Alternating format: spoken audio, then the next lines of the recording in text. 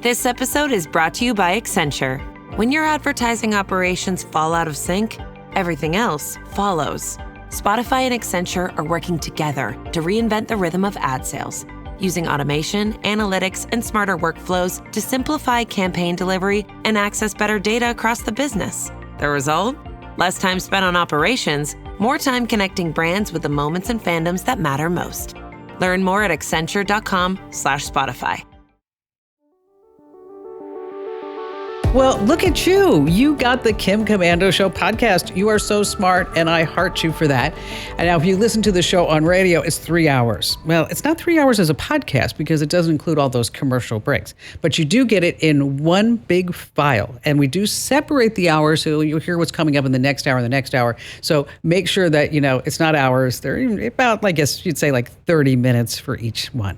And joining me, of course, is our co-host, Andrew Babinski. It's all the same great information. We just got sleek, nice, new packaging. And, what are the benefits of getting the podcast? You hit play one time and you roll through the entire show. It makes it easy. It's all packaged up perfect for you. It's the entire show, all the information just shortened down for you. You know what I think is best about the podcast? Yes. Is that, I always have such amazing jokes. Oh, no, that's the reason why we have a fast forward button. No, with the podcast, you can back up and you can hear the joke over and over again until you memorize it. And then when you see your family members and friends, you can say the joke. Just skip to the subject part of the Kim Komando Show podcast. It's the much better part. All right. Okay. Well, sit back and enjoy. So my friend Julie told me that I was making something up. What? I told her a story, and then she said to me, I can't believe that's ever happened. I can't believe that's even possible. Did you think it was AI? Like you got fooled by AI slop? No, not that. She just said that she just didn't believe that the FBI would actually do something like this. What did they do? Well, the story is that the FBI was trying to figure out how to capture a whole bunch of criminals. Okay, like drug cartels and people who would murder people. And so they said, what could we do that we could actually get all the intel on these bad guys and gals? So they put together their own wireless company and they sold their own cell phones. And the bad guys bought them? Yes, because the way that they sold it wasn't like you could go to AT&T or Verizon and say, "Hi, I would like to have the encrypted phone just for criminals. Can I get the iBad Guy 3000, please?" And then so what they did is they created like this underground marketplace, and it was like I would say to you, like, Andrew, yeah, do you want a phone? I guess You have to go to the special address. Okay, I'll be there. It's going to cost you $2,000. That's all? Yes. I'm a bad guy. That's chump change. $2,000. Yes. And so the FBI owned the phone company. They called it Operation Trojan Shield. So basically, they were selling phones that were supposed to be super encrypted, but the truth was they were seeing everything that was happening. Exactly. Okay. How genius is that, though? It's really smart. It's really smart. Dumb criminals. The name of the app was the Anom, A-N-O-M. And that was the operating system that was on the phone? That was the anonymous master password instant messaging program that they put on that they said was super encrypted. So almost like the dark web, but all in one app. Mm-hmm. So you got all that. And the marketing was, like I mentioned, word of mouth. Like, I know a guy who knows a guy who I can really get you the best phone ever. Let me see. They captured 300 crime syndicates. They sold 12,000 phones. Wow. Okay. It's just a good business altogether. Okay. Even if the FBI wasn't running it. 27 million messages, and every single one was BCC'd to the feds. So here's my question. Why are we knowing about this? If it works so well, why did they stop using it? Well, because they had to be out of the phone business after all the word got out. So people started narking on them that they were the narcs. Yes. Okay. Exactly. And and the good news for these guys? Oh, here comes a joke. Where they're going, everybody has a cell.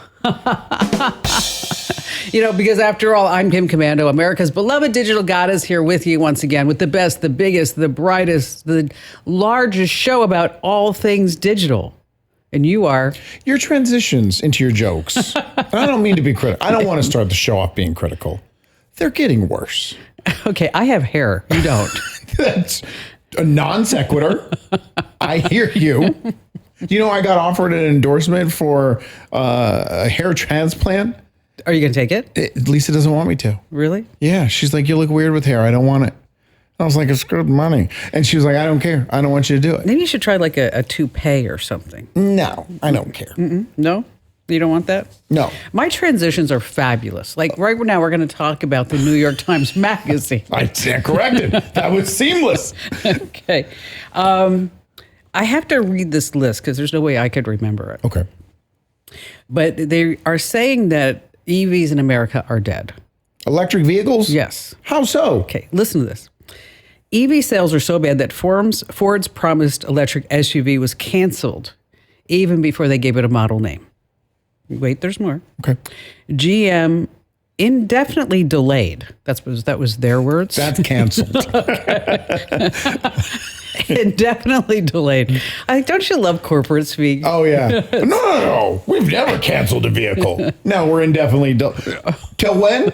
Probably forever. But we never know. No, it's not canceled, though. They're a Buick EV SUV. Okay, so they're still going to have a whiteboard that at the top says Buick EV SUV, and it's just going to sit there in someone's office for decades. And it's going to say indefinitely delayed. Yeah. Yes. Volvo, they said that their all-electric lineup is now on hold. Okay, different than an indefinite delay, and different than a cancel. Okay. Dodge just came out and said, we're killing it. The Charger EV, okay, the all-electric Dodge Ram pickup, and the same with the Jeep EV. Okay. And then finally, Tesla cars are backed up on dealer lots everywhere. They just can't sell them. No. What's the revolt? What's the change? When did the zeitgeist go, hey, we don't want electric vehicles anymore? Because it's a pain in the neck to charge. Oh, absolutely. It is. I told you, my ex-wife, she wanted a Tesla. So we went into the dealership. And at this time, Teslas weren't available on a lot. They just had them in malls, in like stores in malls, and you could look at them and then you ordered it and they delivered it to you. And I sat down with the salesman and I said, okay, we go to San Diego 3 times a year. Show me how this vehicle's getting. He's like, oh, absolutely. And he pulls up the map. He's like, as you can see here, you stop and charge in Bisbee for 45 minutes. And then you go to Yuma and charge for 25 minutes. And then right when you're about 25 minutes out of San Diego, you charge for another hour. Okay. No, we're not doing that. Okay. And that's if the chargers are available. Sure. And nobody else is waiting in line for that charger. I remember when I had my Tesla for like that nanosecond, Ian and I took it for lunch. And I figured, oh, wow, there's a charging station right here. And so we went and had lunch. And I was like, oh, and after lunch, I was like, oh, let's go stop and we'll go into Macy's or something like that. And so we were delayed like 30 minutes. And they charged us for that 30 minutes. Delayed for 30 minutes? Well, meaning like, the car charged for 45 minutes, but by the time we got to the car, it was a half hour after that. Oh, and they couldn't make more money because you were sitting there. So they just charged us for that. There's a viral video that I saw of a woman who every single day she gets to work and she unplugs the charger from a coworker's car and plugs it into hers. Every day she does it. And the coworker doesn't know. He doesn't know what to do. He's just a dope. He just films her. It says that we have spent $7.5 billion for charging stations.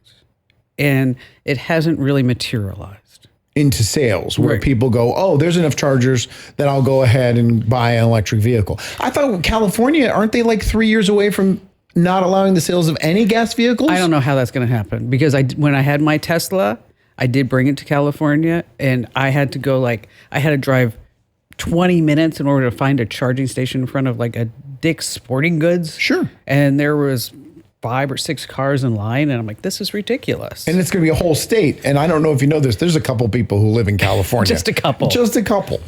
Speaking of cars, federal regulators say that soon fully autonomous vehicles will not have any steering wheels. Okay. They won't have any brake pedals. Okay. And no gas pedals. We don't need them. We only have them. The reason why there's only a steering wheel now is so people feel comfortable. Exactly. So it's stuff that they recognize and they go, oh, okay, this is safe because this is a car. Because I could go in the front seat and drive it if I needed to. And then they used to, when I first started driving in Waymo, you could sit in the driver's seat. And then something must have happened somewhere because they changed that policy. Oh, you can't sit in the driver's seat anymore? No, because I was traveling with 5 people, 5 seats, 5 seat belts. And they're like, that person cannot sit in the car. You have to get another vehicle. Oh, see, that'd be a funny thing to be sitting there in the front, like you're and driving. just pretending. Yeah, exactly. Or you're like driving all erratic so other drivers think that you don't know what you're doing. This gal, Krista Kimball, was driving and her phone was face down. And it was like on her lap, but face down. Mm-hmm. She gets home and she's like a couple of weeks later looking in her mailbox and she gets a ticket. And it was from the state, a $1,251 public safety ticket because she was not supposed to have her phone on her person. How did they see it? Because of all the cameras around. The overhead camera was looking in and they saw it on her lap face down? Wow. That's letter of the law right there. Did she fight it? She has a TikTok video that's going viral. Okay. I think she is trying to fight it. And so basically the bottom line here is that your phone needs to be like in the glove box on a mount. It can't be like on your person. But a mount is fine. Yes. If I have my hand on the mount and I'm staring and watching Netflix on the mount, is that fine as well? I don't think so. Dang it. So Apple has spent 4 years building what insiders have been calling the most exciting product ever. Okay, if I could deliver that with a straight face, you should be able to respond with a straight face. Sorry, I apologize. You want to do a take two? Tiny cameras that says powerful AI. And then with no announcement, no big things, it just leaked out that Apple has canceled this product. Did they cancel it or they indefinitely delay it? I think they canceled. I think the best product ever? Yes. They canceled? Okay. You want to know what it was? What? Okay. Apple put tiny cameras right in the stems of AirPods that can look out. Right. Okay. So it would, when you had your AirPods in, it would be like Siri having eyes. Sure. And so if you want to look at a label, a street sign or something like that. Don't the new AirPods have cameras in them? But they're not going to be pointing out. They're going to be pointing down? Yes. That's what I heard. So they're going to see your feet? Well... Or your hips? Yeah, your hips. Damn, those jeans look bad on you. So they actually, they said it was suspended. Oh, it was, so it wasn't canceled. Yes, Look at you. Yes. But they say they had to do it because it was like real privacy questions. No, you think? I mean, when you're wearing, think of the times you're wearing your AirPods. When you're in the bathroom getting ready to go to work. I mean, that means the mirror is going to reflect everything that those things see, and it's probably going to be a lot of privacy issues. Exercise? Yes. Okay. When you're walking, how about just walking around your house? We talked about it a couple weeks ago. You're going to get that robot that's going to spy on you all day and all night. Oh, wait. Later on in the show, I have a new robot. You have a new one? Yeah, I'm going to tell you about that. More invasive than that one? New iPad minis coming out. I like the iPad mini. You know why? Because like when you're reading, when you're traveling, you don't feel like you bought another iPhone because it's a little bit bigger than an iPhone. Right. Whatever helps you sleep at night, Kim. So they say this is the biggest update that's coming since 2021. To the iPad, which is just going to do the same thing as all the other iPads? But wait, it has an OLED screen. Okay. And it's going to cost like $700. That's not mini at all. Okay. So aren't you excited? No. No? No. When is Apple really going to come out with a product that people are going to... No, that people are going to be like, wow, that's innovative. I think the Apple Fold is going to be innovative. But we already have fold phones. And do you know anyone who owns one? No. Neither do I. Okay, but maybe because we are in the Apple ecosphere.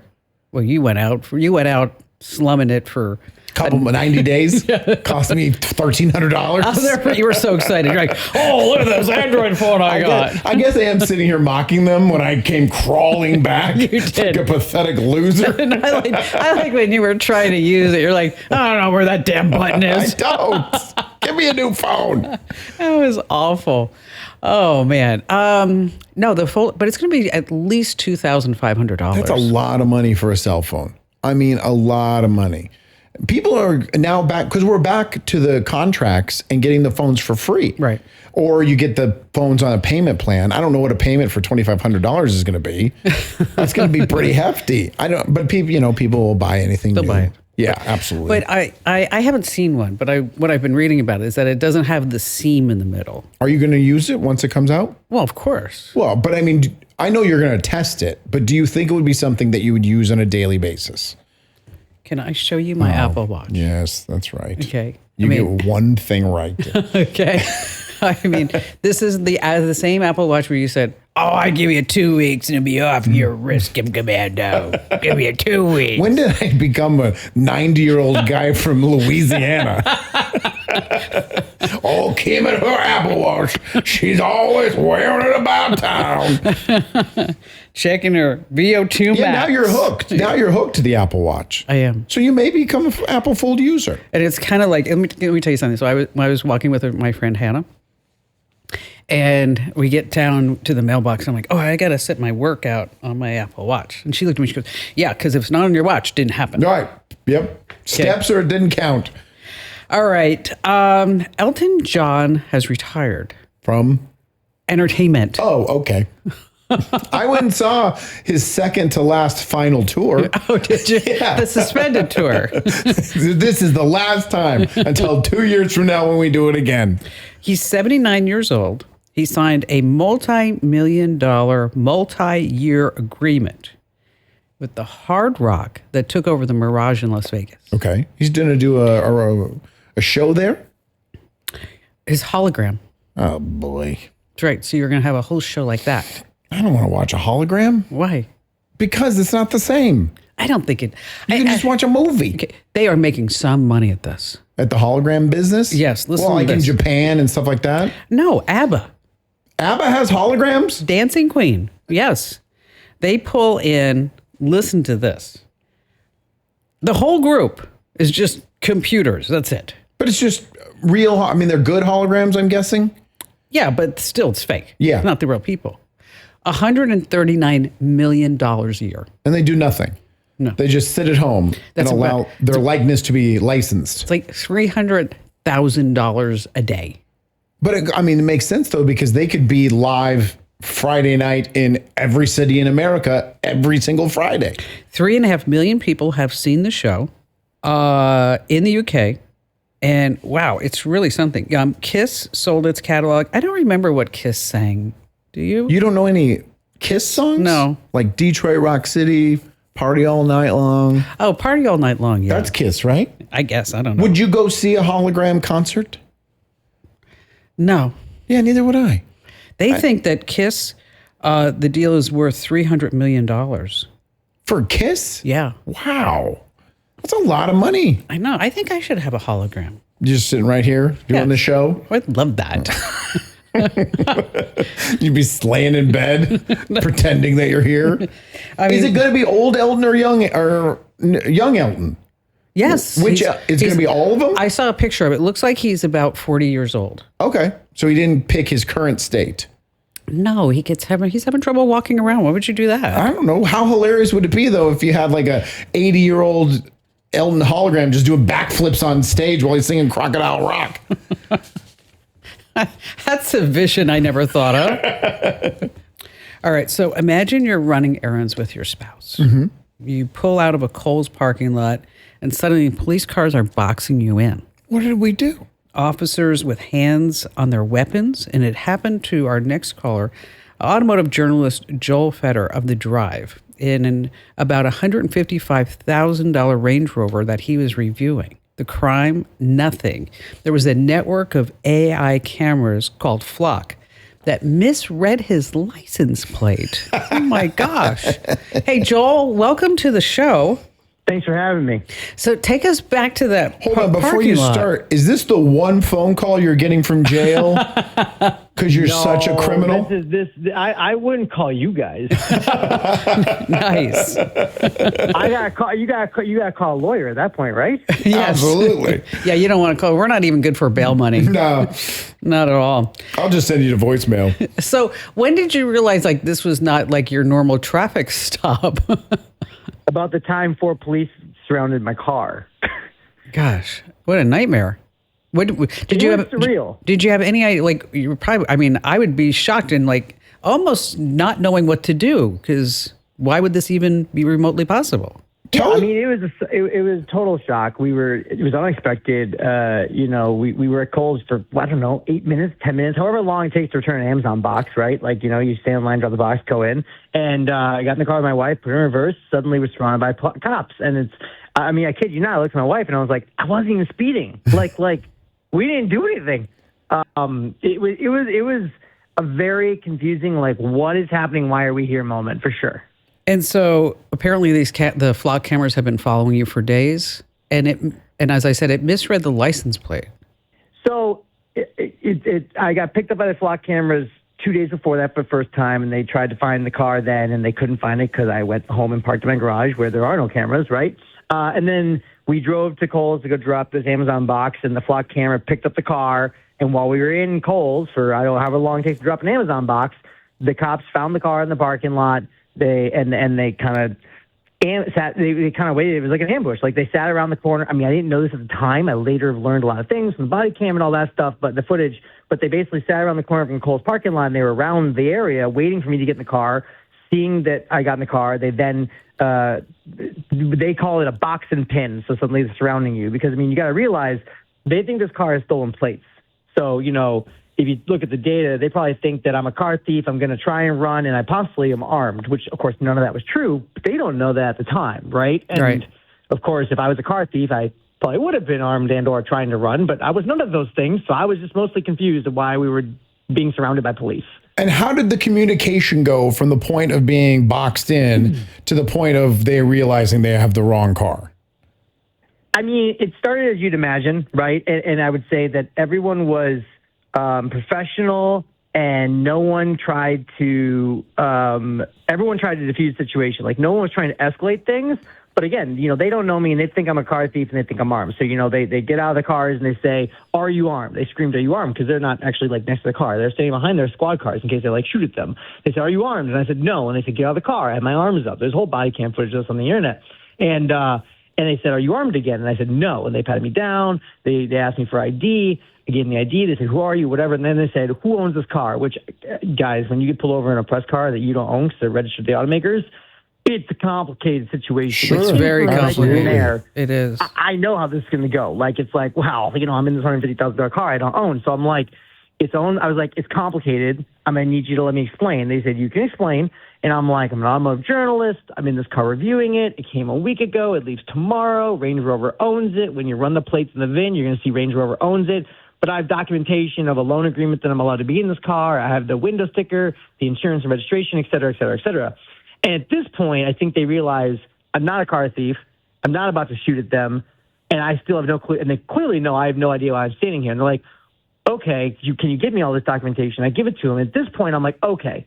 They no longer seem like they're on edge. They clearly know I'm not a threat, and they don't seem like a threat. So I was like, why are we here? What are we doing here? And they're like, good question. "Oh, well, these license plates are stolen, and you were picked up by flock cameras, and we need to figure out the car is stolen too." I'm like, "I'm sorry, what'd you just say? Like, this car is on my Range Rover. Like, this is not what?" And they're like, "Yeah, the plates are stolen. We need to run the VIN." And I'm like, okay, sure. And at this point, their look of confusion, my look of confusion, I think everyone realized something's not right, but we really don't know. And they can't let me go because at the moment they think that I have stolen license plates. Exactly. Right. They clear the car very quickly. The VIN comes up as clean. It's actually not even registered because it's owned by the company. So it's not even registered because it's not a privately owned car. So that was a whole different thing. But they basically had to call the LA. They said they called the LAPD. Turns out it was the LA Sheriff's Department. Like, the amount of things that I didn't know until like a week afterwards as I got the body cam footage and the police report. I've been investigating this for over a week. Basically, someone lost a license plate, whether it was an agency or Range Rover, it doesn't really matter. Someone lost a license plate in LA during a photo shoot. And the license plate, these manufacturer plates for New Jersey are a weird format. They have 2 big numbers, 2 little numbers, and 3 big letters. So my plate was 34 small 10 DTM. The plate that got lost was 3403 DTM. But the number that got entered in the National Crime Database by the Malibu Lost Hills Sheriff's Department in LA was 34 DTM. It was missing characters. Oh. Yeah. And then that goes to the National Crime Database, which is like it's the database that every police officer that reports things into goes into. It's managed by the FBI. It gets sucked in by Flock or any license plate reader system, whether it's, Leonardo or Axon. There's a bunch of them, right? It sucked it in, and then it basically sent an alert out to the entire U.S. looking for 34 DTM New Jersey plates, which there are a lot of. I mean, the police told me there was 4, including me, just roaming Minnesota, and there's over 15 rovers in the fleet alone for Jaguar Land Rover that have 34 DTM combinations. It was a nightmare. And so then that got flagged to the cops in Minneapolis, where I was. Then they saw the photo, because I actually asked to see the photo, because we've reported about Flock a lot. I asked to see the photos. There was 2 photos that got sent to the police from the Flock cameras. One was the whole car going through the green light at the intersection. And then there was a photo that was zoomed in on the plate, which said 3410 DTM. And so they then saw the plate. They confirmed that it said 34 DTM. They really didn't understand, know, or even see the 10 because it's small and it's a weird format. It's not from Minnesota. They ran 34 DTM in the system, and of course it popped up as stolen. It wasn't. And so then they came, they found the car, whether they ran the plate again and they saw the car, they didn't see the 10, who really knows? And they picked me up. They pinched me. They whatever. And we all decided the car. I got Range Rover on the phone, and Range Rover cleared it up with the cops. But basically, like, don't drive this car in another municipality. If you leave Plymouth, our systems don't talk. This will happen again. They could have guns drawn. And I'm like, this is insane. I'm just trying to review the car. Right. So I'm like, if I go to another city, the police station isn't going to have the same information you have. Like, no, our systems don't talk. I'm like, what year is this? That's insane. Yeah. So they're like, we advise you, how far do you live? I'm like, I live very close. So like, we advise you to go park this car since getting picked up tomorrow and figure out how it's getting back to Chicago where the fleet is. I'm like, what? And they're like, yeah, I wouldn't drive this around. Like, they're like, here's a case number. And they can call us and verify the story. But what if they come out with you with guns armed? What if they aren't as cool? What if they don't listen to your story? And I'm like, this is okay. So then I drove the car, parked it. We swapped the plate for them to drive back to Chicago. They had to freeze the fleet. We had to get it. They had Range Rover to call the police and change in the system. So a human error got a typo magnified and exploded across the United States thanks to a network of technology and AI. The AI didn't have guardrails to say, well, that plate actually has 10 on it too. So it should have been looking for 34 DTM and said, well, there's a 10 on that plate, doesn't match. But it did. The system didn't. And then the police in Plymouth also didn't see it on the photo. They didn't see it on the car. They didn't run the plate properly, because if they'd run 3410 DTM, it wouldn't have come up as stolen. It does feel like 1995. But also, it's a compounding comedy of errors. The AI camera was just doing what it was told. It was told to look out for. The camera got bad information, sucked in bad information, and spit out bad information. I mean, look, if you put a bad number into an Excel spreadsheet, exactly, it's going to spit out bad data. Right.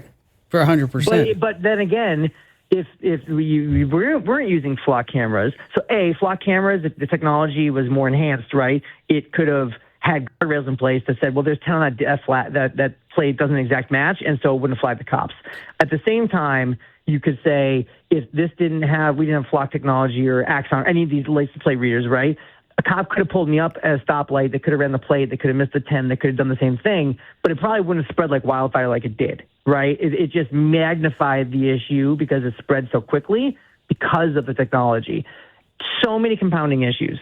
It's a really wild story. Really is. I mean, that, you think, you wouldn't think like that would be possible today. But what's funny is the information can get out there that they're searching for that vehicle, but the information can't get out there that they found that vehicle and it's safe when the cops told them don't drive this anywhere.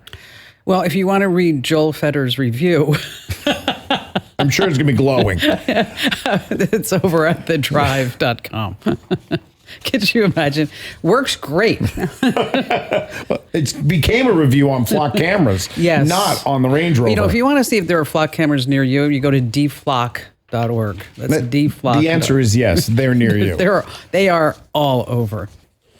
All right, so I like to do different things with AI. And at my home recently, I had 8 children between the ages of 2 and 16. And after pool time, everybody was looking bored. And I thought, wow, this might be something fun. So I started taking some pictures and I fed them into AI and I said, turn these into a coloring book. Oh. Oh. And I think we have some samples of where I did my dogs. And so what you do is you just put that into AI, like I said, and you say, turn this into a coloring book. And then it will take the photo and make it like a coloring book. Then you have crayons, and then you can just do that. I told you what I did for Elf on the Shelf this year. Well, I didn't do it. The Elf on the Shelf did it. Yes. He took pictures of all the kids from a photo shoot that we did, turned them into coloring pages, and Elf then placed himself on their shoulder or on their lap. How cute is that? And then when they woke up in the morning, the Elf had all these color pages for them to do. They must have loved that. They did. They thought it was really cool. And if you need more prompts like that, hit our website, commando.com. All right, still to come, the AI 3-word trick. And later on, I have to talk about the zombie TV army here on the Kim Komando Show. Thousands of places on the internet, there's a file with your name on it. Inside, your home address, your cell number, the email you only give to people you trust. It knows your medical conditions, age, how you vote, where you drive, and your kids' names. You didn't write it. You can't read it. But anyone with a credit card can buy it. That file is the product of a multi-billion-dollar industry called data brokers, and none of it was stolen. Your file's collected, packaged, and sold legally. Every scam call, every phishing text that knows too much about you, someone paid for that file. Last year, Americans lost a record $20 billion to fraud. Scammers didn't get lucky. They got prepared. I did something about my file. I use Incogni. Incogni goes broker by broker and forces each one to delete your file. The opt-out forms they bury, Incogni finds them. And when your data tries to creep back, and it always does, Incogni wipes it again. Go to privacykim.com right now for an exclusive 60% off. That's privacykim.com. All right, have you heard about the 3-finger fail? I know about the 1 finger that I usually give you, but no, I don't know the 3-finger fail. I hate you. Is this where if you think you're getting video scammed? Yes. And you ask the person to hold up 3 fingers. But aren't they supposed to put it directly in front of their face? Well, yes, or they wave it back and forth and they go up and down or whatever it is. Guess what? AI can now do that perfectly. Oh, of course it can. So would you give it an hour? Yeah, so in case you're like interviewing somebody, you're like, hey, show me 3 fingers and wave it above your face. And then now the deepfake can actually do that. So what are we going to do now? 5 fingers? Oh, they'll never figure out 5. All right. This is really interesting. The University of Chicago Law School did something that sounds like it's from 1995. They banned laptops, phones, and tablets for first-year classes. And so students actually have to think for themselves. Boo. Shauna in Phoenix, Arizona, welcome aboard. Glad to have you with us. You are the Chief Clinical Officer at Artemis Adelson Healing Center. But we're going to be talking about law school. When they do take away all the devices and AI, and the brain has to suddenly start thinking, is this to prepare them so that they can use AI in the second year, or are we just talking all throughout the law school? Yeah, hello. Yeah, so I think that what UChicago is doing isn't rejecting technology, but is protecting thinking. They want first-year law students to build their own reasoning muscle before handing the work to AI. And that's really a lesson for all of us, not just for first-year law students, because AI is making it so easy where we're taking away thinking, and you've got to practice that reasoning and those problem-solving skills, or you don't have them. And I think that's true. I mean, I've found it myself. And I don't know if you've done this, Shauna, and you, Andrew, that I'll look at something, I'll think like, oh, I can just let AI do that. Right, I'll just lean on it. Yeah. And I'm even noticing like my math skills are going down. Now, this is actually interesting that you called and we're talking to you, because 2 days ago, I was writing out a card for my fiance. Mm-hmm. And it was not just like, hey, I love you, blah, blah, blah, blah. It was a detailed card with a lot of thoughts in it. But about 70% the way through the card, my hands started to hurt because I don't use a pen ever. Do you think college students are built for this? It's really interesting because I think a lot of our writing skills are still on the computer, and handwriting is less and less because they're asking them to think on their own, but I'm sure they're still typing it up versus handwriting. their things. But I agree.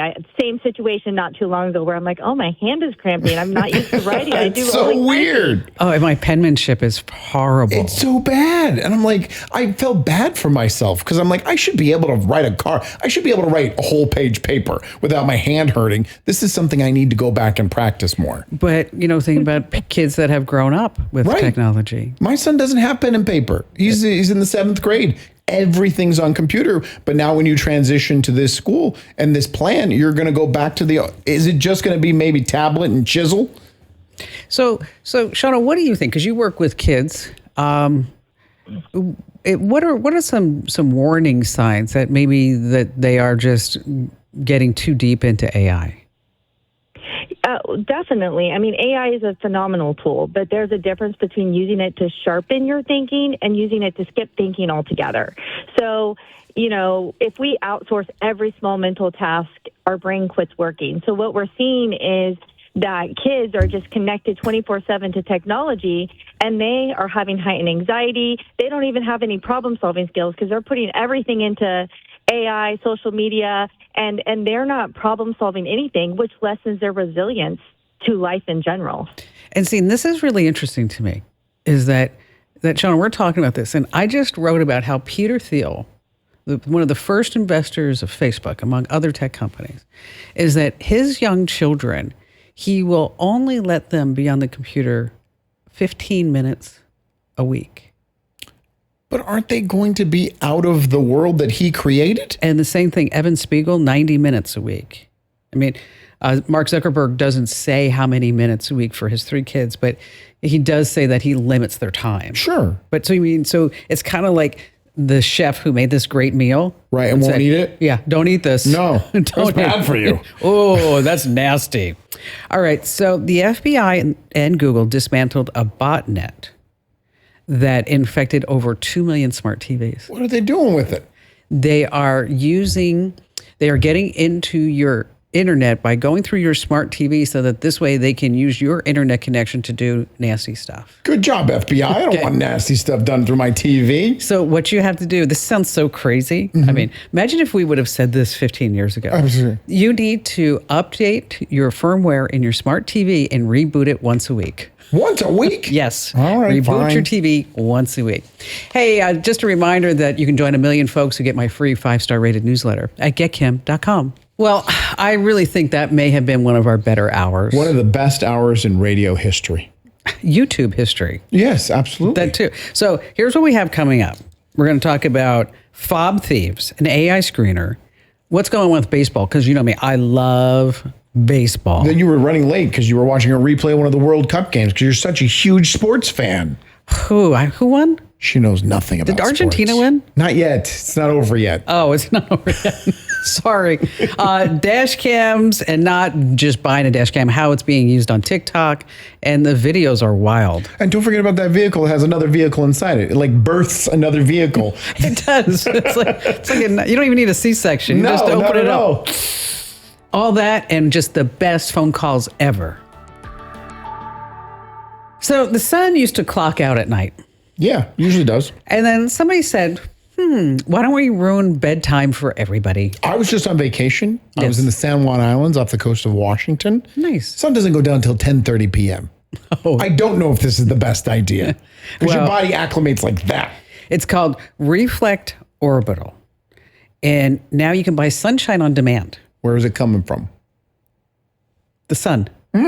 Okay, that's why it's called Sunshine on Demand. Fair enough. Smarty pants. It may be artificial. Okay. The FCC approved its first 60-foot mirror satellite designed to beam sunlight onto patches after dark. Brighter than the full moon. And they say it could help disaster crews, construction sites, weddings. That's sweet. That's really solar cool. farms. Yeah. So if you wanted sun, you just kind of go to a website, type in your coordinates, and if it's nighttime, and then the sun will just kind of beam down. Do you know the proximity of an area that they can light? A 3-mile patch. So if I want it, everybody 3 miles to the left or 1.5 miles to the left of me and 1.5 miles to the right of me is getting it too? They all get sunshine. Ooh, my HOA is not going to like sunshine. that. They want 50,000 of them up in space. Okay. And the name of it is Arundel One. Oh, it rolls right off the tongue. It was named after a character of Lord of the Rings, which I've tried to read that. I could never get into that. No, book. I couldn't even watch the movie. I was 10 minutes in, fell asleep, woke up, and they were all celebrating their victory. And you're like, was that the ring? Is it over? Is this a YouTube video? So, of course, all the astronomers were really ticked off. Yeah. Could you imagine? Because they're going to ruin the night sky with sunlight everywhere. 50,000 mirrors. But how innovative is that? To think about that, it would even be possible. You're going to tell me how much it costs? Oh, well, here, guess. How much do you think it costs an hour? An hour? Yes. I don't know, like $25,000?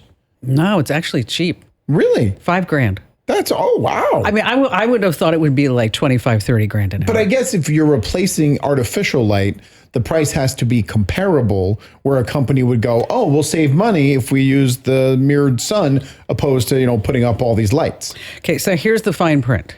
You're paying $5,000 for an hour. Right. Because I did some research on this. One satellite can only hold the spotlight for 4 minutes. So wait a minute. You said I'm getting an hour. You pay for an hour, but you only get 4 minutes. Because that doesn't make sense. Because there's only one satellite there. But when they get the 50, 60,000 satellites up, then you'll get the hour. Okay. Okay. So right now, you're an early adopter. Is it $5,000 for 4 minutes? Pretty much, yeah. What a ripoff. It is. Call me when there's more satellites. It's like the world's most expensive porch light. Do you think like some diva mom is going to be like a sweet 16 party for her daughter? Don't you know it? And she's just going to light up a 3-mile stretch so her party's in the sun, her pool party's in the sunlight at midnight? That's going to be, could you just see, this is a total Miami Beach buy. Oh, they're never going to have moon. No. It's always going to be sunny. Like the sun said, oh, darn it, I forgot my wallet. What? And the moon says, don't worry, I'll cover you. An eclipse joke. Oh, yeah, because after all, you would expect no less here on the Kim Komando Show, the nation's best, biggest, award-winning show about all things digital. And joining me, of course, is Andrew Wawinski. Just out of nowhere, you say, and then the sun said, I forgot my wallet. And you think we're supposed to understand what's happening. That's why you have to pay attention. Fair enough. Okay. Dash cams. You have a dash cam? Never owned one. Oh, I have one. You still do? Mm-hmm. In all your vehicles? Yes. Okay. Yes. The reason why I bring this up, I saw this story in the Wall Street Journal. A 23-year-old in New Jersey is internet famous for his ride. It's not a Ferrari. It's a beat-up 2006 Honda Odyssey minivan. Sure. All right. Every 23-year-old would love that. Oh, yeah. Pimp my ride. Okay. He actually did. He souped it up, and on the TikTok videos, you can hear, like, it sounds like a Ferrari engine. Mm-hmm. He has a unicorn horn on the hood, a stick figure family on the back window, and he calls it the trap machine. Okay. Okay. He straps a dash cam to the minivan, and apparently this is a new trend on TikTok. And the dash cam is really done for where he tries to like roast people because they're bad drivers, or he goes around them. In his minivan? In his minivan. Yes. And then gets their reaction because he's got the cameras. Yes. All and right. He's got the unicorn hood and things like that. One guy has millions of views roasting New York drivers. He's selling T-shirts. He says he paid off his car with the money. Another guy quit his security guard job. And the near misses are the paychecks. Sure. The near misses here. And they do admit that they manufacture the drama. Oh, shocker. Something on the internet's not real? So dash cam. I don't know. I'm not going to sit there and watch a whole bunch of dash cam videos. Do you get any insurance break because you have a dash cam on your vehicle? No. No? Okay. I thought you might. But I have it there. You probably do if you get it from the manufacturer, but I Okay. just have it there just in case. Just in case, yeah. I mean, because after all, okay, Yeah. this is a transition. Did you Okay, notice this? I'm ready. Okay. I'm buckled in. Okay. A guy's reddish-brown Toyota minivan had a dash cam on it, and it caught fire last week. Oh, no. Now it's a burnt Sienna. That's funny. Okay, I like so is that transition That better? was smooth, seamless. Okay, there is a small radio station in Central Florida that when they broadcast this show, they had put a disclaimer in the beginning of the show. I thought this was very interesting.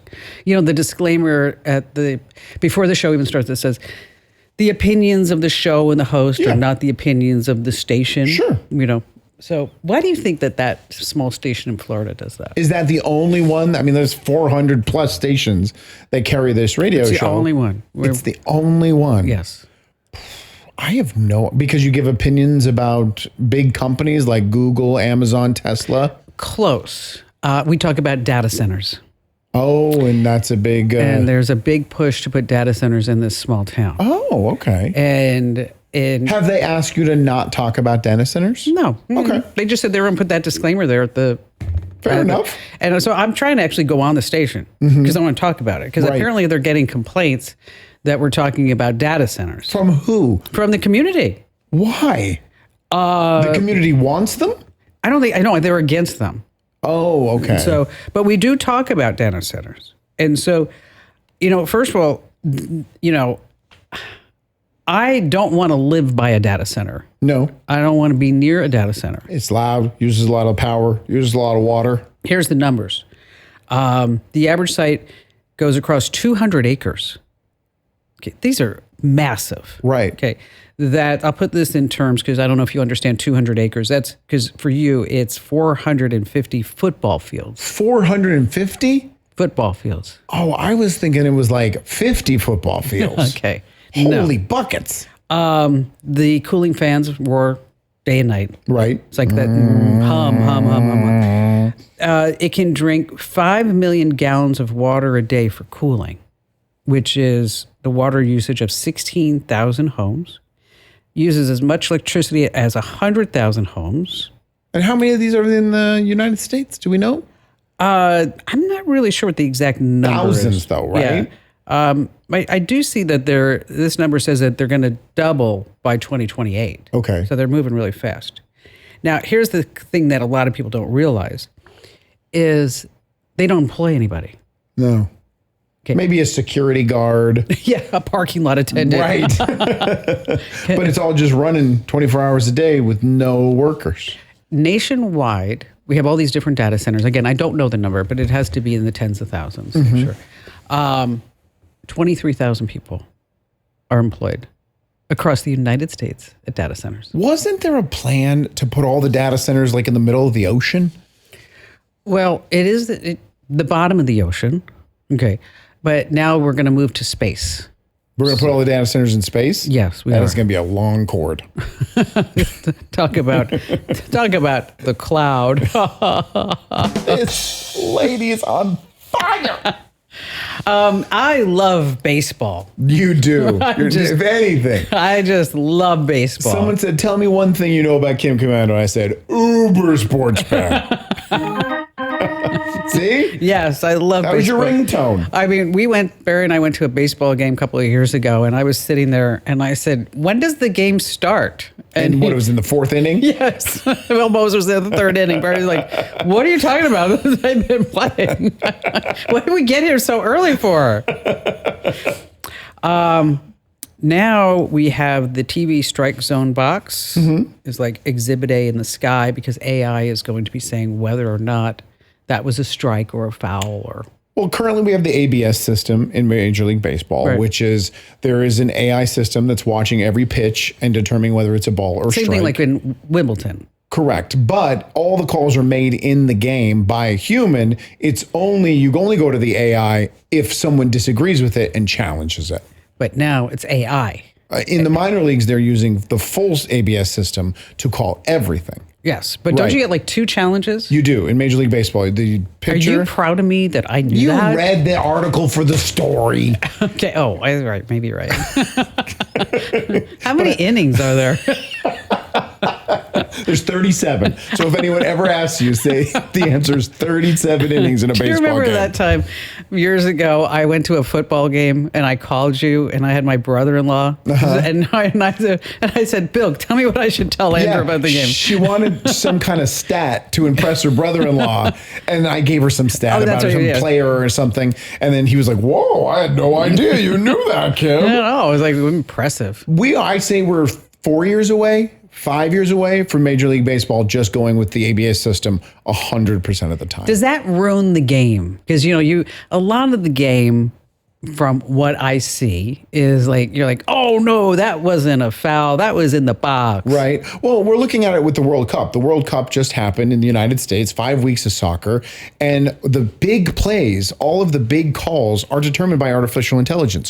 Whether a player is onside or offside is all about sensors in the ball, sensors on the players. The players wear the sensors on their bodies. And it's all done by AI. And the World Cup was fabulous. So I don't think sports fans are really worried about that. We're still going to have umpires on the field for safe calls at the plate, whether or not the balls are caught, go over the wall. It's just balls and strikes. I agree. Oh, good. What a debate we had. It's like a hot take sports show right now. Oh, let's talk about football. No, I don't want to. You'll ruin it. Okay, so I'm a car gal. I love cars. I do. I just think they are amazing. When I saw this, I thought to myself, here's a car that I don't know if I could buy. Why not? Okay. It's from China, and it's their latest luxury SUV. It's called the XPeng A-Ridge Land Aircraft Carrier. Okay. Okay, so imagine this. It's a 6-wheeled ground vehicle, and when you open up the trunk, out pops as an EVTOL. Okay. What's that? It's an electric 2-seater helicopter. Oh. So you just open the trunk and you pull this thing out, right, and then it pops out into a helicopter. And then you get in the helicopter and you fly away? Yes. But your truck stays there? Yes, of course. So instead of a flying vehicle, we have smaller vehicles coming out of vehicles that are flying vehicles. Exactly. Okay. Now you understand. Okay. It has enough juice for up to 6 30-minute flights, not 31. And when we're talking helicopters, you better pay attention to that watch. Do you think we're going to make it? I wouldn't chance it. Hey, look, we're over the Golden Gate. The flying pod has 6 rotors, a joystick, and autopilot. If you have 6 30-minute flights, I'm charging at 4. I'm not even risking 5. I'm recharging after 4. But there's going to be that somebody's going to go like, I bet I could get 7. Oh, yeah.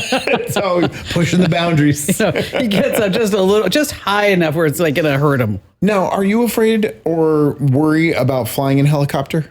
I will never get in a helicopter. Thank goodness someone agrees with me. They don't look like they should fly. They don't. And then they're like, hey, we have this propeller machine that's going to float above the air. You know what? We're going to leave the doors at home. We're not going to have any doors. And people just fly in these things all the time. I went once. One time in a helicopter? Yeah, in the Grand Canyon. And this guy was a Vietnam vet helicopter pilot.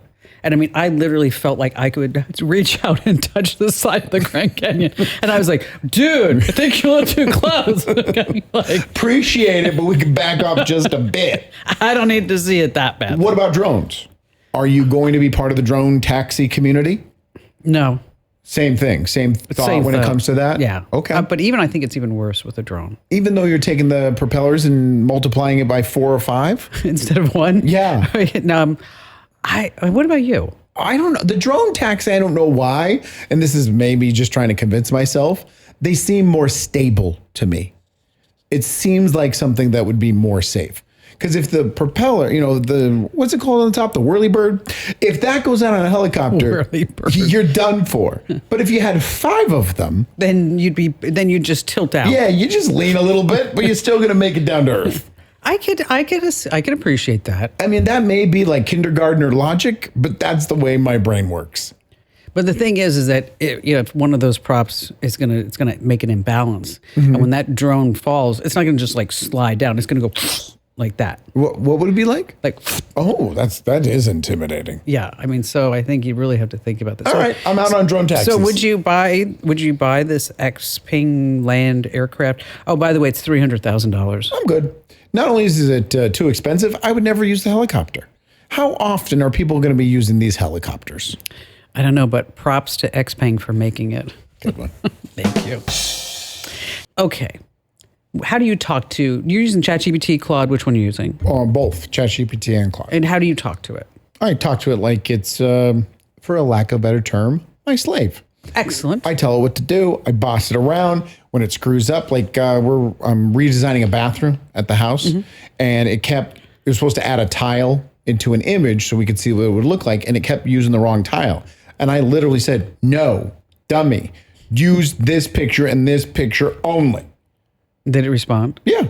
Oh, good catch, Andrew. I love when it says that. All the time. Oh. Wow, you got a keen sense, a good eye. Here's what you want to. You want to. These are some insider secrets. Okay. One is ELI5. ELI5? Yes. So what you want to do is like when you're working with ChatGPT or whatever you're using, Grok or whatever, is that you say ELI5. What is that? It means explain like I'm 5. Oh. Okay. So these are like insider secrets that like programmers use. Right. People who are really into the know. So you're not going to get this intel anywhere else. Right. Next one is Steelman. Okay. What do you think that means if you say Steelman to your AI? Steelman, probably to, I have no idea. It's the opposite of straw man. So you can say, Steelman the case for me to keep my 3-year-old car. Never. I will never use that term. Really? No. It just annoys me that they even came up with it. Well, these are what people really into AI say. Okay. So they're not going to say like, give me the pros and cons of keeping my 3-year-old car. So they're just simplifying it Yes. with Steelman. Okay. Socratic. Socratic? Yes. No idea. That means stop lecturing and just ask me questions. Okay. So you can say, Socratic, the bills that I have on my credit card. There is a lot of lecturing that AI does to you and a lot of over talking. Yes. Like you ask AI a question. Is there a one I can put in there where it doesn't give me 74 paragraphs when it comes to the explanation of where should we go for dinner in Pasadena? It's too much sometimes. Not at all. Jason Gowan is our next guest here on the show. He's a comedian, and something happened in his life. His wife survived a stroke. He faced a cancer diagnosis.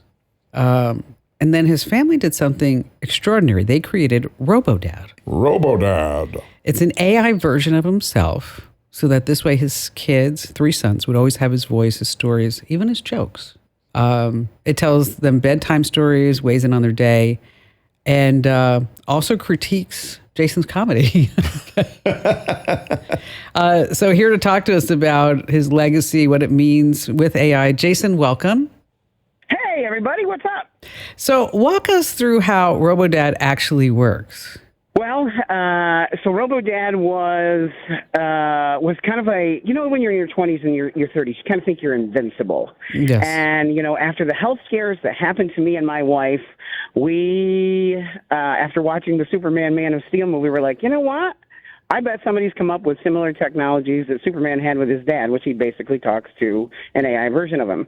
So we found the company You Only Virtual that created basically a platform for what they're calling grief tech.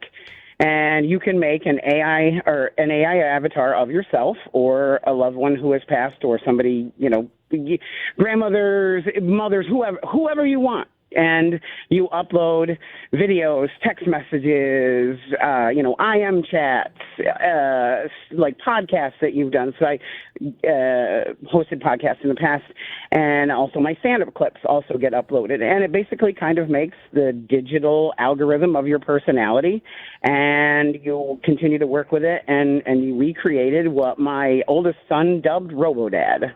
And so how did you determine, what RoboDad should be fed and what it should not be fed? Well, sometimes RoboDad has had a mind of his own, and he sort of. The thing is, the programmers knew ahead of time that my children were going to be using this, so there are safeguards in there. Even if jokes about flatulence come up, it'll try to curb my son back away from those kinds of things. Which to me is the biggest crime of all, because that's the joke I would make first. There are safeguards there, but also it's just a matter of if once in a while, there's a great example. I have a stand-up clip where my oldest son came in and caught my wife dressed as Catwoman, and during intimacy, and it told him the story later again that he had forgotten about because it had uploaded it from my stand-up clips. And so we kind of had to just say, hey, that's not a topic we want to discuss with our kids. They don't need to know how his brothers got here. And so he immediately, RoboDad was like, oh, I'm sorry, I understand that, and I won't make a mistake again, and he never did it again. So why would you go here? We've talked about this on the show before. Kim had the opportunity to have one of her loved ones turned into a chatbot. My mom. And she decided against it. Why would you go here? Why do you think this is important for your guys' situation? So I think in our case, one of the biggest things that was, one of the biggest factors is we wanted to make sure that it was pieces of us that we're getting, that our kids still had it in the event that something happened. You know, our twins were brand new. They were newborn babies. My wife had the stroke 6 days after they were born. Wow. And then I got a cancer diagnosis literally 3 months later. And so we have these brand new children. We have our oldest who's 3.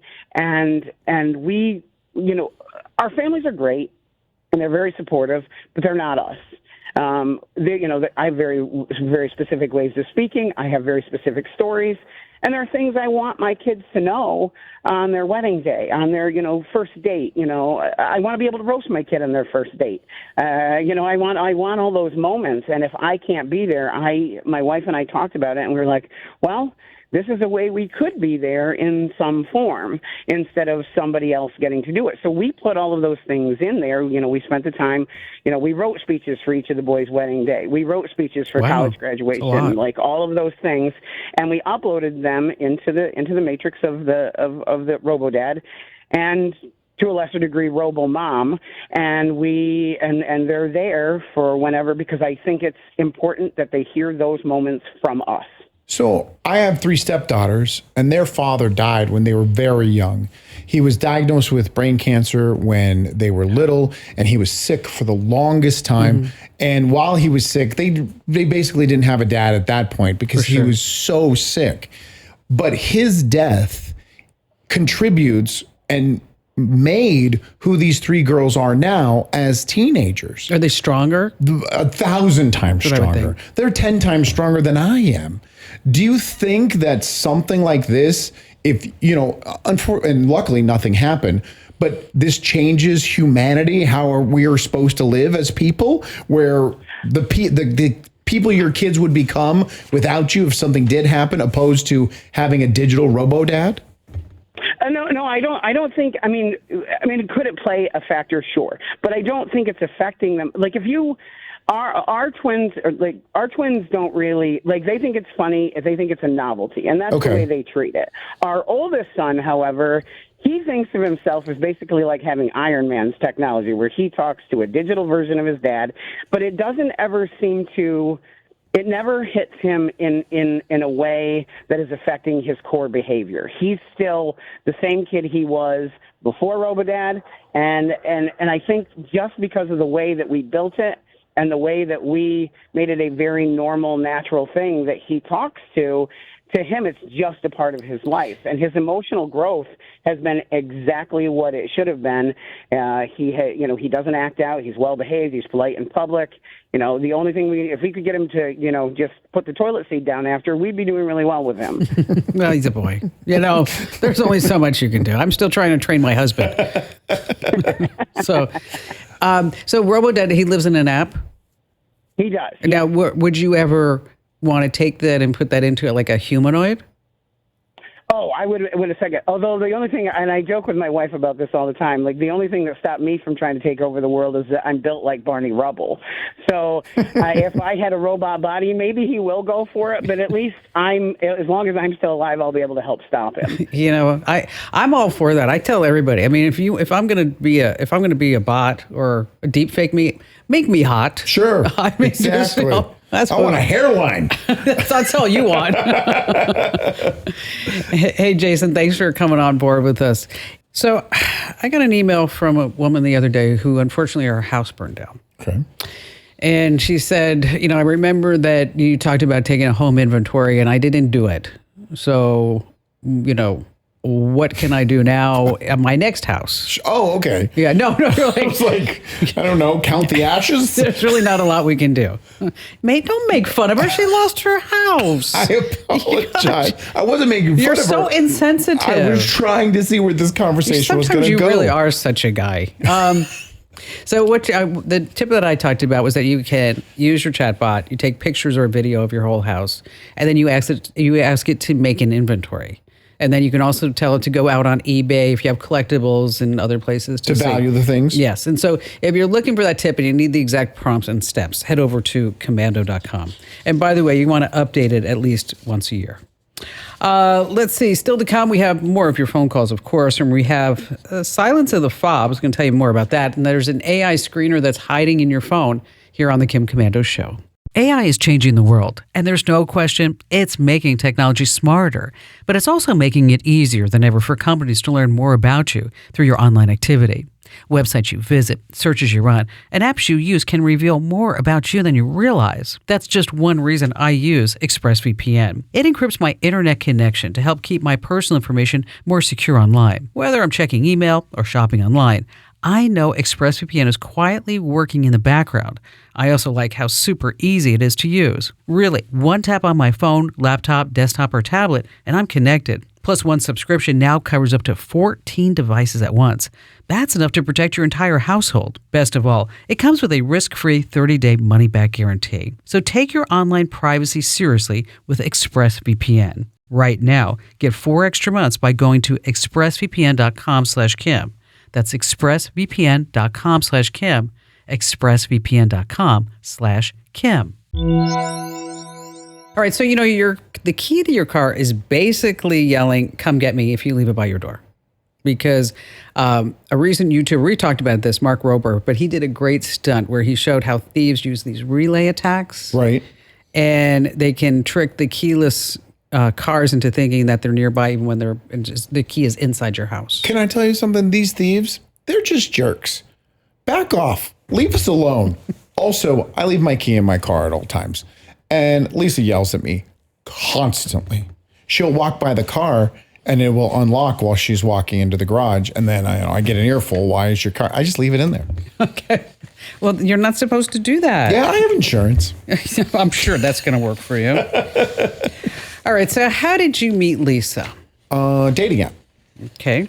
Is there a particular dating app that you used? Match.com. Oh, that was it? Because she had a coupon and she's cheap. And then you're like, wow, perfect. Well, our next caller, she didn't swipe right. She went bigger, way bigger. Lisa Cataloni put herself on a digital billboard along Highway 101, and she launched her own dating website. 4,000 men around the world applied to date her. Boy, that must have fed her ego. Lisa is joining us right now. Welcome aboard. Hi, thanks for having me. So 4,000 guys. What did reading all those applications tell you about mankind? Oh, my gosh. Well, it took quite a while. I actually went through every single application form myself. I didn't use any tools, no AI, no help on that. And it was quite a process. It was rather interesting. There were some great men in the mix, and there was also a lot of men who maybe didn't have the right intentions, and then there were a lot of hate mail messages as well. So it was quite a really? mix. Hate mail? Hate mail? How could they hate on you? Why You're were they beautiful. mad at you? There was quite a bit of that. Yeah. This was a very polarizing thing, which I did. And I didn't quite realize would be that polarizing on what people would think of it. Well, at first, I guess I should ask, what made you think of doing a website, and then you also had billboards, and then did you take ads on top of taxis too? I did, yeah. So I was on the dating apps, and they just weren't working for me. I was on about, I want to say 8 or 9 different dating apps, and I was really giving it my best shot. And I was not getting dates. I wasn't even getting men talking to me on these apps a lot of the time, no meaningful conversations. And so every time I would get a little bit frustrated with the apps, I would just, like, as a joke, work on my own personal dating website. That was kind of a little outlet for me there, as I was getting frustrated with not being able to get any dates.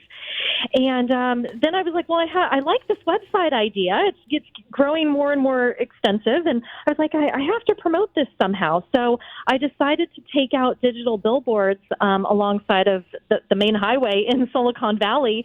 And I was running, I think at my peak, I was running around 12 different billboard locations along the highway. And then up within San Francisco itself, the billboards get a little bit more expensive the closer you get to the city. And so I ran taxi toppers up in the city. And what was your total spend on advertising for your dating site? It is interesting. That was like the big question last fall, and I was waiting until I had actually finished with everything and was no longer running the billboards. So the billboards themselves cost $967. Total? Total, yes. And then the website, like all of the, the domain name, the hosting, just all of that, plus the billboards and the taxi toppers came to just shy of $2,000. Okay. And then I had other associated costs, like just, other marketing types of things. And then once I started getting a little bit more, press coverage and stuff, I needed to, I had makeup costs and a little bit of wardrobe here and there, and also upgrading my security. And so that's my important. Spend, Okay, yeah. Exactly. I had a whole plan. So my entire spend on everything, all inclusive, was around $4,700. And now, wait, did you find the guy? I did. Yeah. I just announced about a month ago that I pulled down the applications on my website, and I am in a relationship now. So, congratulations. Now, did you find Thank you. the guy through the billboards? I never gave up on other avenues. I was trying everything in order to meet the right person. And so I actually did end up meeting him through a dating app, all said and done. I never gave up on the apps because I do think that they can work. But, for a while I wasn't having any results off of that. So, I was just wanting to try all sorts of things. And I feel like in life, it can really be beneficial if you have a problem to try to think of a creative way to solve it. So that's what I did. You got pretty creative. But I just think it's funny that you did all the billboards and everything, and then you found your guy in the dating app. I wish they would have met at 7-Eleven. Over Slurpee. Yeah. It is funny that we ended up meeting on a dating app. However, it's one of those things where it's like, all paths led me to where I am now, and all paths led me to me meeting him on that app. And so it's hard to say. And I was getting more matches and more attention from men on the apps after I went viral for the billboards and the website. Oh, so that could have been part of it too. Absolutely. Yeah, 100%. Yeah. Then that whole algorithm just picked up on it, and then Lisa found her guy. She put it out there and she got it back. Yes. Good for her. I love that. But you know what, Lisa, thank you for being here. What an inspiration. You have to think outside the box. Hey, if she breaks up with her current guy, we'll find a skywriter that can just do that for her in California. So, you could do that. That's probably cheaper than all the billboards. Oh, absolutely. All right. A lot of people don't know this, is that if you're getting unknown calls and robocallers and spam, is that you have a built-in AI screener on your iPhone. Do you know that? Yeah. No. You can just turn it on under settings, go call screener. And then anytime somebody calls you, it'll say, who are you and why are you calling? And then that will display on your phone, or they can go straight to voicemail. Oh, cool. But the downside is that if they are not on your contacts and you just disregard it, you may miss a doctor's appointment or something like that. So if it's somebody important, you want to make sure that you put them in your contacts. Google's auto screener is also free, and it's already on your phone. And if you want to know how to turn both of these on, just hit commando.com. And while you're there, make sure that you sign up for our free newsletter at getkim.com. I think that was a really good hour. No, it was one of the best we've ever done. And my jokes off the charts. I'm not going that far. Why not? Because I heard them. Okay. That's so mean. It's accurate. Okay, now we're coming up on hour 3, which is not really an hour because then we say hour, but that includes all the commercials for radio stations. Right, exactly. We cut all that fat out. Okay, so let's see. We have some AI tips on how to figure out whatever you're collecting is actually worth any money. I need that. So if you want to use this tip at Goodwill, you can see if anything's worth any money at Goodwill. You could do your own Antiques Roadshow right there at your own home. I think that would be fun. Then we also have what's going on with FaceTime and banks. Okay. That's a little security tip. And some more secret phrases that only the techies use. Am I not going to know what any of these mean again? You didn't know what the last ones were. I just feel like an idiot. And we just have, as I like to say, the best callers ever. Ever. Here's something that I never thought of doing. Okay. I mean, and I've been around tech my entire life. Being nice to me? Well, that's never going to happen. Multiple pay increases. No, it's definitely not going to happen. Whose name's on the building, baby? Just say it. I've never thought about what it would take to print every single thing on the internet. Oh my gosh. If There's not enough paper. Okay, well, We'd run out of trees. the University of Leicester researchers, I have no idea where that is. They, the researchers there, They have a great football team. do they? No. Oh, I don't know. I don't know. Maybe they do. But what if you actually printed the whole thing? Right. Okay. And, not just that recipe with 18 pop-ups. I mean, every single thing on the internet. So I'm going to give you an option. Okay. Okay. How many sheets of paper would you need to print every searchable page available on the internet? I got it. No, I got the question. I don't have any idea what the answer is. Okay, I'm gonna give you 4 options. I don't like 4 and options. then I'm gonna tell you the answer in just a sec. Sure. I'm going to think about it. Is it 500 million, 9 billion pages, 136 billion pages, or 1 CVS receipt? Okay. Okay, you got it in your head? You can put a lot on a CVS receipt. At least Wikipedia could go on a CVS receipt. Probably right. Okay, so are you ready for the answer? I have the answer. What is it? C. C. Yeah. Do you remember the number? Yeah, like 100 billion. 136 billion sheets of paper. Yeah, that many. Hey. Yes, you're right. That would require 16 million trees. I thought it would be a lot more trees. Standard paper is 1/10 of a millimeter thick. So this stack of papers of everything that was ever on the internet that's searchable right now is 8,400 miles high. Wow. It's like a stairway to the moon. Seriously. It is.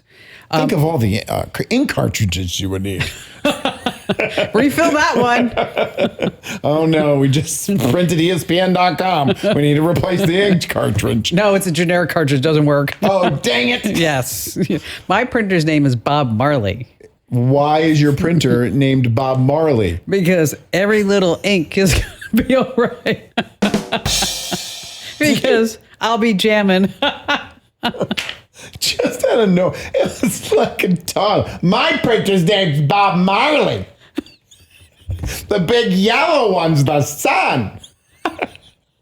Stop it. Oh my gosh. You're so horrible to me. Sorry. You know why? Because inside, you laughed. Did I know? Yes. I laughed at your delivery. It was like a sniper out of nowhere. Just, my printer's name's Bob Marley. I like turtles.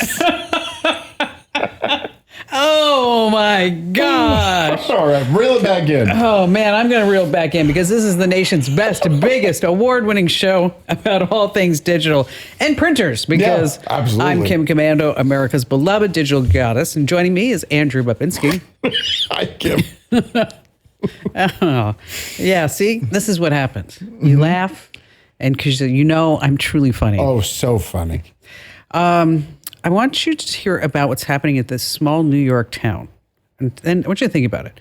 They have a new teacher's aide. Her name's Sally. Okay. She speaks 100 languages, Whoa. and she's a robot. That's not a she then. They're saying that she. Okay. They named her I'm Sally. just saying, okay? it's a toaster. And they bought her from Realbotics. And they say she's not going to replace teachers. She's just a helper. Now, yet. Each student gets a code, and when they say that code to Sally, she knows exactly who they are. Okay. So she's offering personalized instruction. All right. Okay.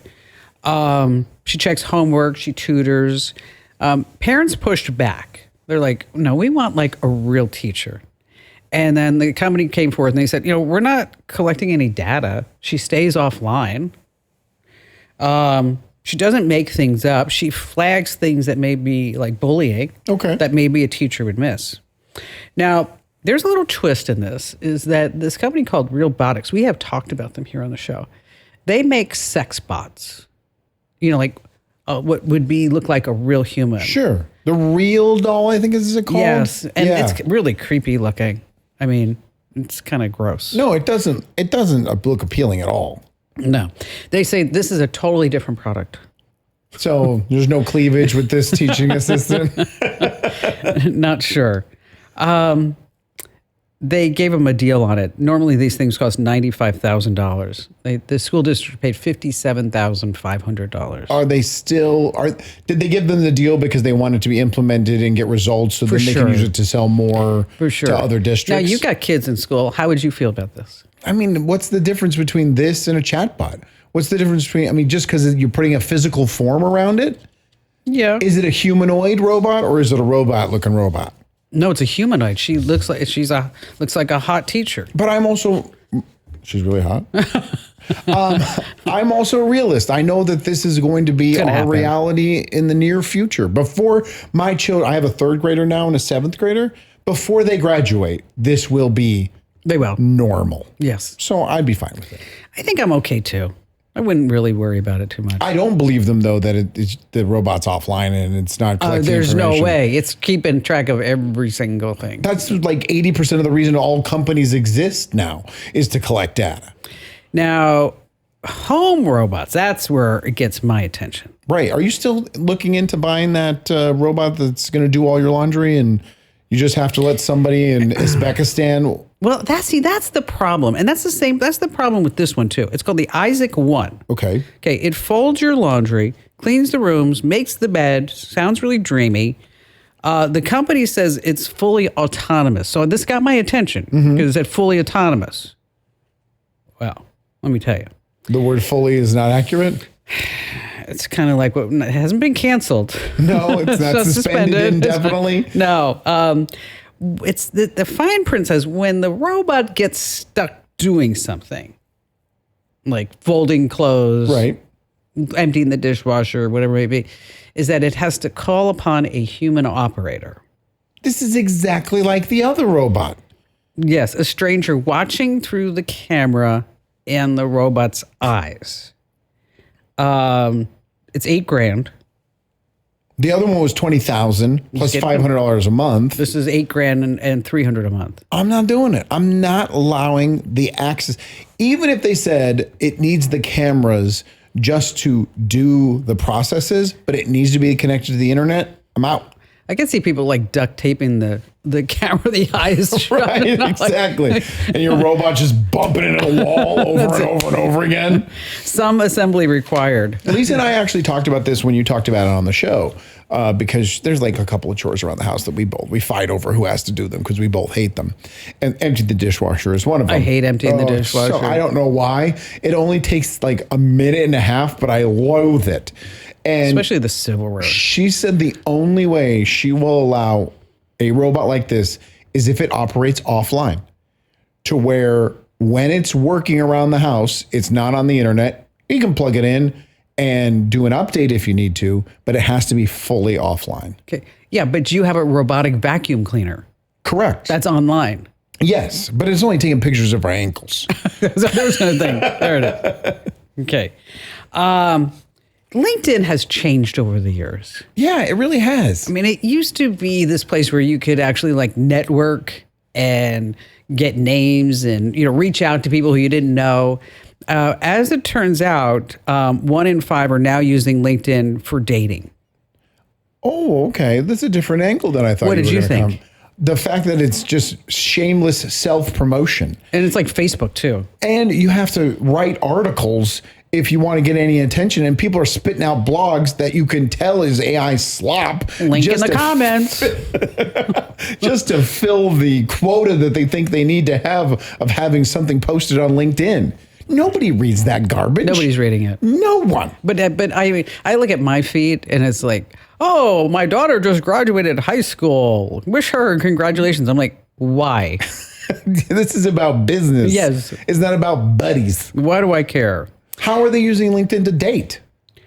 Well, it makes a lot of sense because you don't want to date a loser without a job. Sure. This is true.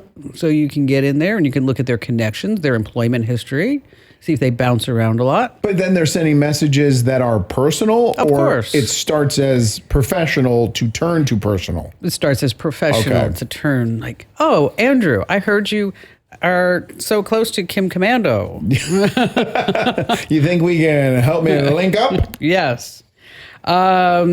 Let's see. Oh, there's also the guy who started Hinge, Justin McLeod. He's actually building a new AI dating app where you're not swiping at all. Okay. AI is just matching you. And that's so you just open the app and says, here's the 5 people we think you'd like. Okay. That's actually cool. I think that would be better. Well, it is interesting to sit there. I mean, it's entertaining. When I was single, I got 20 minutes. The kids are doing this. And you're seeing people that you're going through. You're laughing at some of the profiles, to be honest. Oh, you are. And you're also going, wow, there's no way. She's out of my league. I mean, Hannah's texting me like people that she gets matched with. Exactly. It's so funny. And I'm like, oh, I shouldn't laugh. That's so mean. But if you're a busy professional, I could see how this would be an asset where you just open up, there's 5 profiles, you decide there and then you move on. Well, she was at our house and I went on her phone and I swiped on some people. Why would you do that? You screwed with her algorithm. You know, if you're of all people. I was just pranking her.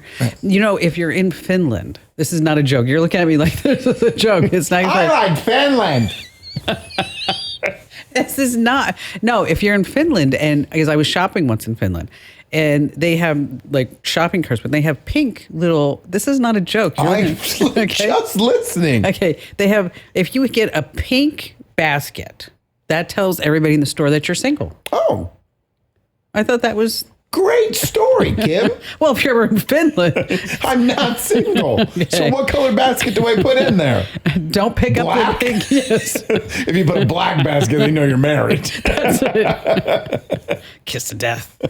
Let's talk about influencers who are pretending to be millionaires. The private jet in the videos. There's a set in Los Angeles you can rent for $34 that you can sit there and pretend you're in a... $34? Yes. That's it? Yes. You go in, snap a couple of pictures, and you walk out? Yes. And then you also have designer clothes that they ship back, fake watches. Sure. All that other stuff. But my favorite one is... you have to do this. You have to see the video, and you may have seen it because it's been around for a while. But where the influencer like crouches down and they put an iPad or their laptop inside the washing machine. And they're running a video of clouds going by on the laptop inside the washing machine. So they're crouched down. And I got the visual. And then so the washer machine window looks kind of like a private jet window. Right. So they're crouched down all this to get... It's creative.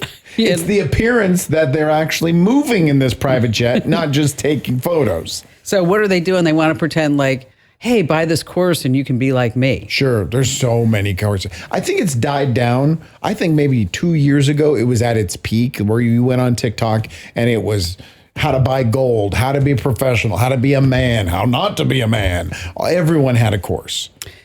I don't know this person, but she is on all of social media and she gets on talking about how much money she's making and day trading and she's doing this and this. And she's selling a course on day trading? Yes. But she's also talking about like, look at this house, and look at everything that I have. And one day her parents found her online profiles and they were like, outed her? Yes. Why would you do that to your daughter? How much does an influencer weigh? I can't look you in the eye right now. I don't know, Kim. How much does an influencer weigh? Instagram. Thank you. I think we shall take some phone calls. Okay. First up, we have Debbie in Dallas, who I'm sure nobody has ever said anything like that before. I'm biting my tongue as I speak. I promise. No dope. It's kind of like when people look at me, Deb, and they go, "Oh, I bet you go commando." I'm like, "Oh, never heard that." And then, you know what I do is I look and I go, "As a matter of fact, I do." And then like they blush. Yeah, of course. They weren't expecting that. Yeah. Well, I'm beyond that in age, so that's good. I do Dallas in a slow motion in a little car, so that's good. All right, so what's on your mind? Well, I first of all, I love you. I just love everything about you and your personality and your show. Thank you. I heard you talking not too long ago about a house buyer and what they might do to figure out maybe how rushed someone may be to sell their home. Oh, like yeah. What their mortgage might be. Yeah, what their mortgage might be. It's not available for every house, and this is all public records. Mm-hmm. You could go out and find this if you want to. But it's just astounding to me that as the different real estate sites are competing with each other, is that if you go to homes.com and you scroll all the way to the bottom, that's where you can see the mortgage history for a property. So the whole idea is that, so many people post-COVID, during COVID, is that they bought homes in various places, and then now they're living there going like, ooh, this is not exactly where I want to end up. And they may be sitting with a 6% mortgage. Right. And so the whole idea is that if you're looking for a house in a certain area and you could start going by house and you can see, maybe somebody with that 6% would be open to, a pocket listing if you're a realtor, or if you want to buy, you can just drop them a note.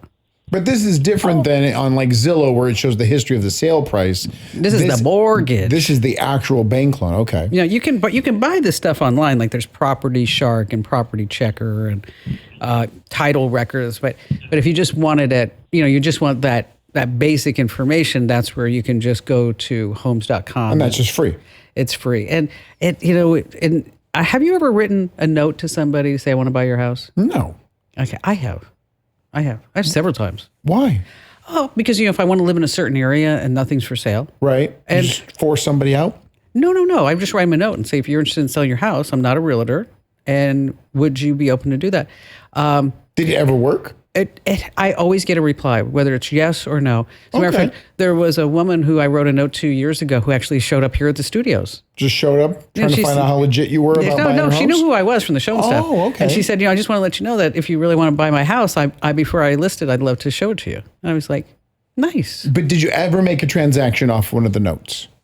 No. Oh, okay. All right. But it's worth a shot. It's worth a shot, for sure.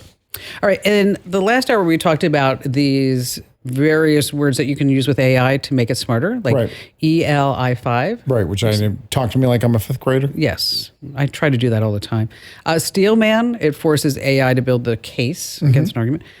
Socratic turns it into a teacher. Right. Okay, here's the next one. See if you can guess what these two. I'm not going to be good at this. Red team. Red team? Yes. That's like alert. Team. Red team this. That's like alert. Do it as fast as possible. Get the point across as quickly as possible. Tear things apart, like your security. Like okay. Red team my network. Okay. I like this one. I have actually used this. Premortem. What is that? Premortem. You've never known about this? This is, it's from Harvard. You may not. No. South Mountain High School, if they use that term, we're good. Harvard or not. Premortem is where you would say premortem this marketing plan, this business plan. I've done this. And what does that mean? It means that it's going to tell you how it failed. Okay. Before it even fails? Before you even start. You can say, these are the 5 things that could make it fail. And it's actually very telling. So if you have an idea, something that you want to pass along, you want to start a new business, launch a new product, just say premortem this. Okay. And you'll learn that. I'll remember that one. Let's see. Mark in Tulsa, Oklahoma. You're up next. Hi there, Mark. Hi, how are you? Great. What's going on? I'm just trying to get a hold of you to see about some information on AI. I am in the process of going through another layoff, and I'm a designer in the energy field. Okay. And I'm going through another layoff, and I'm trying to look at AI as a way to change my career.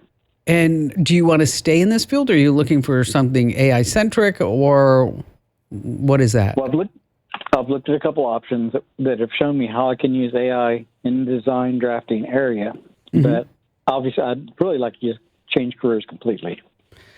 Well, what's interesting? How long have you been doing this? The drafting? Yeah. A long time, 20 years probably. Okay. And then you said you're in the energy field. Is that oil, gas? Yeah, oil and gas pipelines and equipment. Okay. What might be interesting is when you have such a unique specialty, right? And obviously you like it because you've been doing it a long time, is that AI companies are hiring people with specific skills to make sure that the AI that they're releasing has the right answers and has the right skill set.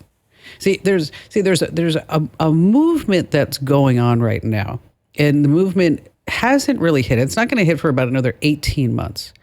Is that right now we're all going to AI and we're asking it to compose an email, do a marketing plan, make a character of me, make a coloring book, whatever it is. And the movement over the next year and a half is going to be people like you with very specific skills that are going to get hired by companies who have developed, say, agents and various, maybe even robotics to use those skills. And then you would assist to implement that in those various businesses. So let's say that there's going to be an AI program for the oil and gas industry that has to do with locating various pipelines, schematics, things of that nature, right? That's where you could come in and say, here's how you use AI, because you have a fundamental knowledge of what that AI is supposed to spit out as far as the correct answer. And that's kind of what I've looked at. Is I was a checker. So basically what that means, I had to go check the drawings that the drafters made against our personal way we did things, where the customer wants things done, and what the industry standard is. So I check them against those three things and make sure that what they've drawn matches all those. That's exactly right. Criteria. That's exactly what we're talking about. And okay, so now with the AI, I'd be able to run that preliminary check using AI, but I'd still have to come back myself and double check everything. But that would cut down probably 80% of my time of doing it in the first place. And I understand that part of it. Yeah. So what I would do is I do a couple of things. And I'm sorry, I'm not proficient, and I don't know the big companies in your industry. I've never been exposed to it. I wish I did, because then I could have married somebody who had a lot of money in the oil and gas fields. I mean, Barry had a Mazda when I started dating him. Saudi princess Kim Commando. I think there's a nice ring to that. I wouldn't have been happy, though. No, not with billions of dollars. No, it's not about just the money. Okay. Have you ever talked to yourself before? Sorry, Mark, we digress for just a second. I understand completely. Is that what I would do? Is I would figure out like the top 10 companies in your industry, and then do a couple of things. See who and how and what they're hiring by looking on their website. The other thing too is that I would do a search and ask ChatGPT, whoever, what technology these companies are announcing. Every public company mentions, I saw a weird number. Every public company in their annual report or their annual meetings are mentioning AI like 600 times. Because they have to? Yes. Because investors are like, well, they're not. They're only using AI 400 times. This must be a failing business. So in these annual meetings, I would bet that you could find where the CEO is talking about they're going to be using this technology, AI, in some way, then it's coming from this company. And that's where you go get the job. Exactly. To help hone the software that they're going to buy. Right, exactly. So you got to do a little bit of homework, but no matter what industry that you're in, I mean, this advice truly does go across the board, because it's just a kind of a novel way for you to find a job in the AI. Kind of a sidebar. Yes. I host a morning radio show here in Phoenix, and we did a topic of how much do you make and what do you do? And we allowed people to call in anonymously. Yeah, it was really interesting. Especially because there were some jobs where you think, oh my gosh, that's really important. And then they were making $36,000 a year. We should do that. We should do that here. Yeah, rip me off. So we allowed people to come on anonymously and call themselves Jay. So we had a bunch of Jays on the show. And one Jay called in, and he has 2 jobs. They're both engineer support techs that pay about $200,000 a year. But what he does in the morning is he wakes up and he has his assignments for job 1, and he gets an AI agent to get to work on that. And then he starts job 2, because they're both remote, has an AI agent work on that, goes out for lunch, goes and plays some golf. He's making $400,000 a year? $405,000 a year, comes home, gets the results, sends it both out. I'm done for the day. He says he works at max like 3 hours a day. Wow. What a great thing that is. But he imagine must if be you're getting the company. Yes. But, he's getting the job done, or otherwise they'd fire him. Would you care if you had workers that you were paying $100,000 a year that are sitting there? Yes. Because I would say, you know what, you're only giving me half effort. But you just said he's getting the job done, so what does it matter? They're not giving him enough to do. Oh, okay, so it's their fault. It is. I thought it was crazy interesting. It is interesting.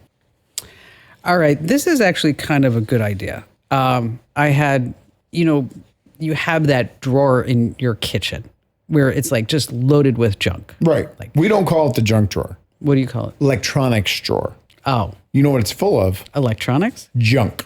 Okay. I was going to say, what, like plugs and cords? Cords and plugs. And then everybody's like, oh, well, I'll just go ahead and throw these scissors and this old hat in here as well. That doesn't work. I mean, it doesn't matter. And then I also still have stuff from from my parents. My sister just, she texted me. She's like, do you want the stamp collection that you did with Dad? Oh. And then she said, how much are you prepared to pay me to ship it to you?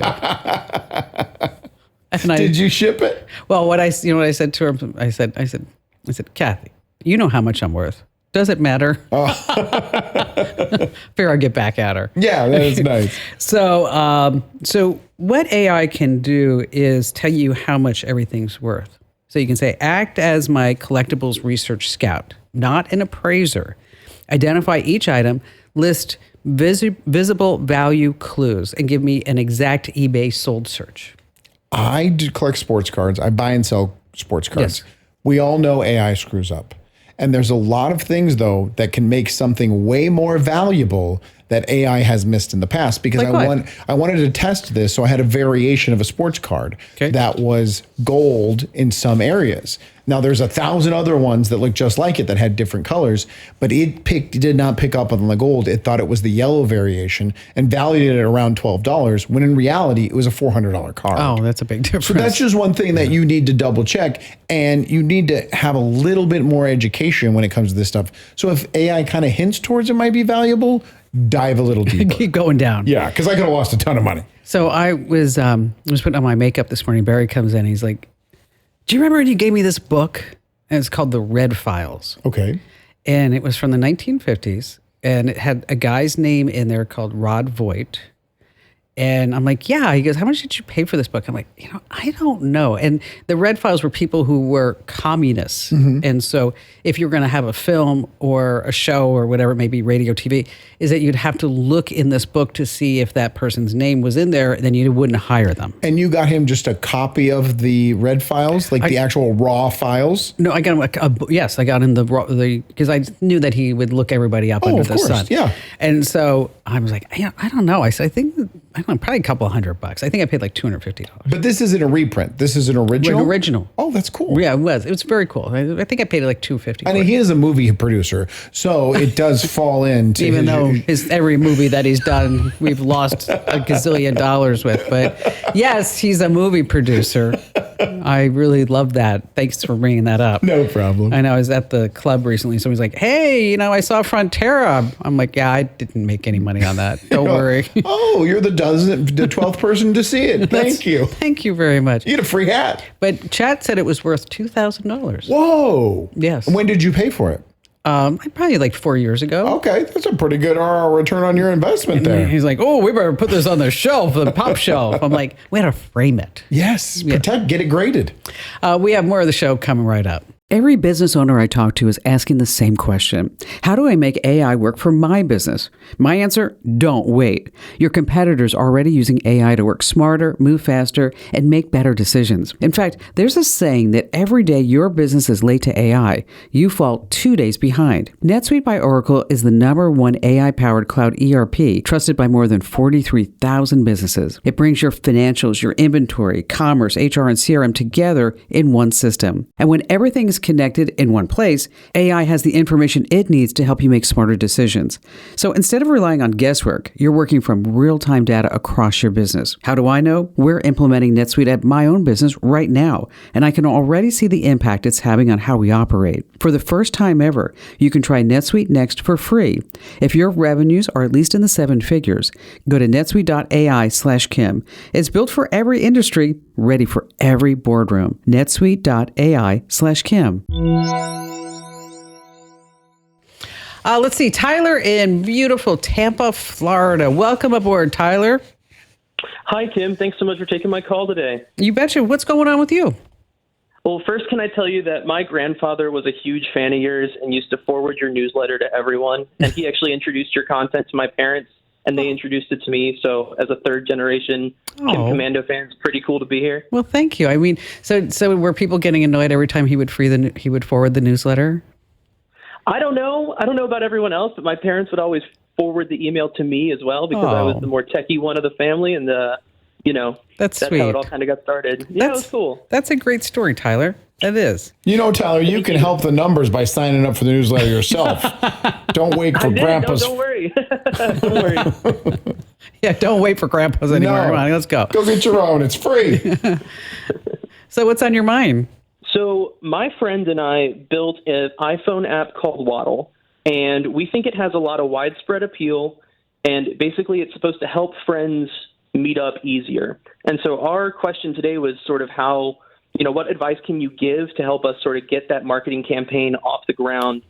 We're a small team of only 4 people, so we kind of have to make sure every dollar we spend goes a long way. And so getting as much advice as we can before we take any big steps is important to us. So how is your app different than every other app on the market? That's a great question. So what Waddle does is pretty interesting. Let me lay out a scenario for you. You can tell me if if this sounds familiar to you. But if you have a friend that's like always late or unresponsive, or if you're anything like me and you're always early and sort of waiting around for people to arrive at a place, or if you are not wanting to share your location in the group chat with friends that are requesting it, then these are kind of problems that we've observed with a lot of friend groups. And so we know it's not unique to ours. That's kind of how Waddle got started. And Waddle, all it does is basically it takes your friend group, shares your ETAs with the friend group, and route to the same destination without ever sharing your location or putting you on a map. Okay.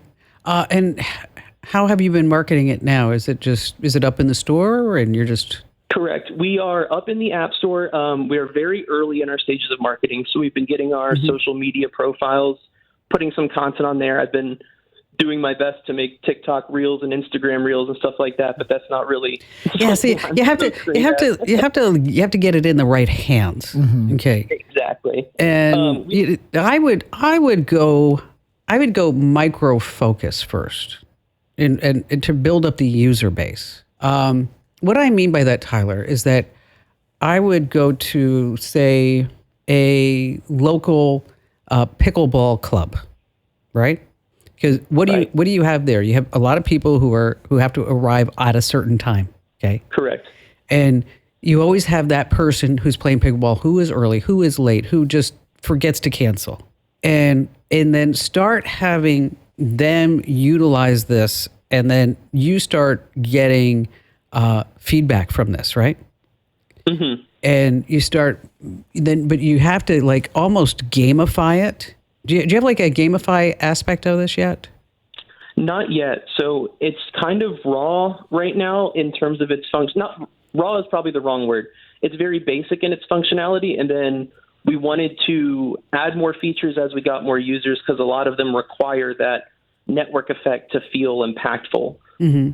Does that make sense? Yeah, for sure. And I totally follow what you're going. But see, in order to, again, I would go on a micro level. I know I said that before, but I'd go to like individual groups individual meetups, like, the business networking meetings that people have once a month, and to start asking them to spread the word amongst their people, and to get them to put the text link to the automatic download at Apple.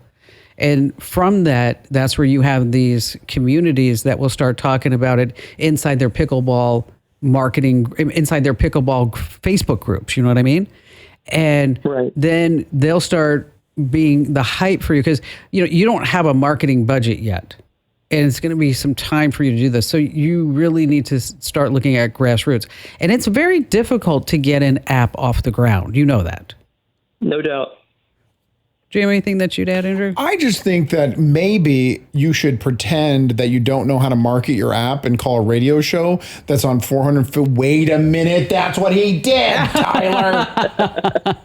You tricked us. The thought crossed my mind, but no, I was definitely looking for, really solid advice from an opinion that I respect. So I appreciate it. Well, the micro level is very important for sure. Yeah. Also universities, right? Oh, the university, that's a good one. If you want anything to... Young people, that age range, they have no problem sharing their location with everyone at any given time. I don't understand it. But they're also checking up on each other. Where is she at? Where is she at? That's something that's important to that demographic. So I would think targeting how do you compete that with Snap?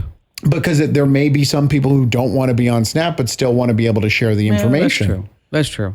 Yeah, I think I would go to where things are. Oh, how about churches? Church organizations. Yeah. That's why individual groups where there's a time-sensitive activity, that I think that's where you'd have the biggest success. Now, and once you get to be a gazillionaire, that's when you can call us. Well, yeah. Instant buy ads. Real ads this time, Tyler. Yeah, Tyler. Now, how about this? Businesses. I do recall seeing an email in my box that was reminding people in the office that work starts at 8 a.m. Would you, as a business owner, say, hey, everybody, get on Waddle so I know if you're running late, you're only 5 minutes out, you're only 10 minutes out? Haven't you seen my Glassdoor review? Yes, I have. I mean, somebody on Glassdoor actually said that I stand in the parking lot with a clipboard. Right, I forgot about that. Okay, so you wouldn't have to this way. And it's so damn hot out. Well, you do make two of the other people stand there with those large fans and cool you down while you're out there with your clipboard. Not the whole time. No, just when you're taking attendance. Okay, a quick PSA in case you need to hear it. If you get a text or a phone call from your bank saying, hey, can we FaceTime you to authenticate who you are? It's a scam. Is it? Oh, no. I got to cancel 3 FaceTimes I have scheduled this afternoon. Yeah. This way, they may say, let me see your screen. Let me see your bank card. Let me make sure that you are who you are. So your bank's never going to call you to FaceTime. Nope. Not at all. Just DMs through Instagram. That's the only way your bank... No, he's kidding. Sorry. Stop that. Hey, make sure that you get our free newsletter over at getkim.com. Okay, that's the show. Thanks for spending your time with me. I know you've got a million things you could be doing, but you chose to hang out here. Let me tell you, that's amazing. Do me one favor before you go. Take what you learned today and share it with just one person who you love. That's how we keep each other safe and one step ahead. I'll see you right back here next time. Take care.